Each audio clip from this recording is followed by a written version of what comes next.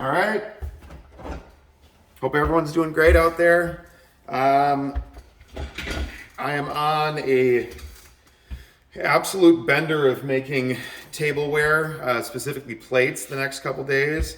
And so I figured this would be a pretty good opportunity to not just sort of do the silent, weird, whatever videos where I just make plates and you can kind of watch what I'm doing. I figured I would do a quick video and actually, sorry, loud.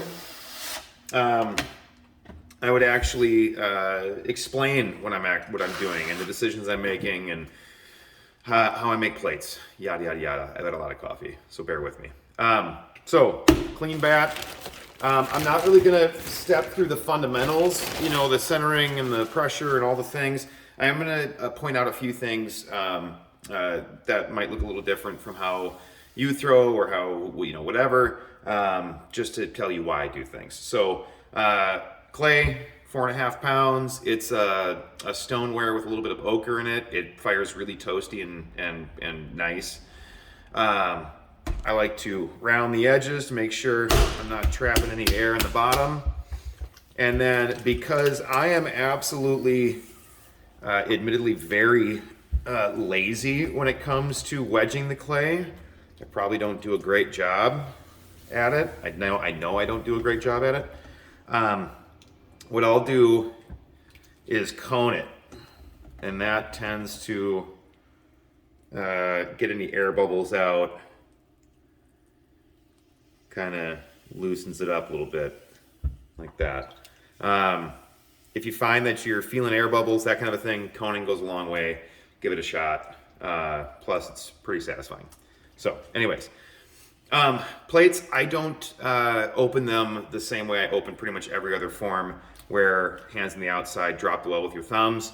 I actually flatten the clay out a little bit more than usual, and I'm gonna push down with the blade of my hand. Since I throw primarily right-handed, I'm gonna use the blade of my left hand, load the sponge up with some water, kind of push water in there as I need it, and I'm pushing down, and then I'm gonna pull my hand to my body like that to kind of splay that clay out on the wheel.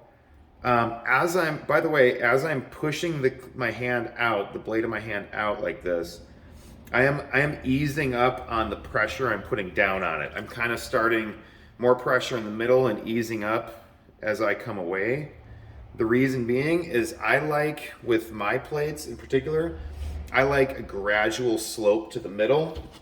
I've had trouble personally with making plates that are completely flat and then coming up, with them warping or cracking. When they're drying, they'll tend to sometimes buckle and bend. This like slight bow or arch structure, and again, I don't really know what I'm talking about when it comes to like architecture and that kind of a thing, but I just know what in experience has worked for me. That slight bow tends to yield a little bit more strength. Right now I'm busting out this super fancy rib tool. This rib tool is very slick. It's got what I think is kind of a really functional curve there, and I'm just compressing that clay and reinforcing that slope for the surface of my plate. When it comes to making functional pots, I try and focus primarily on the surface that is going to be functional, and then the rest of it tends to take care of itself. So flattening it out, compressing the clay, hopefully making it stronger, yada yada yada. And now I'm gonna start working on the rim. So I'm getting that rim wet. I'm gonna use the sponge to kind of spread out the pressure, and all I'm gonna do is push this clay in. My inside hand is doing nothing. My outside hand is pushing that clay in to kind of create a wall like that, okay? I want these plates to be about 10.5 inches when it's all said and done. That's sort of the standard, in my humble opinion, of the size of a dinner plate, 10.5-ish, 11 inches. It's what usually fits in most people's cupboards. You know, 11 inches and anything north of that a lot of times won't fit into people's cupboards unless they're balling out of control and have these super deep cupboards. So push that clay in, Again, compressing that rim, taking a lot of attention there. And then next thing I'm going to do is I'm going to compress, pull that clay up, and I want to work toward gradually going down into that plate form. So I'm not flattening it out just yet. I'm going to do that with that large metal rib tool, but I wanted to thin those walls out, bring the walls up, so when I flatten them down, they'll be about, these bats are 12 inches. They'll be about to where the 12 inches mark is at, and then when it shrinks, 10 and a half inches or so. Again, did that pull and then compressing the rim, using the sponge to kind of soften it and shape it. Here's a little something.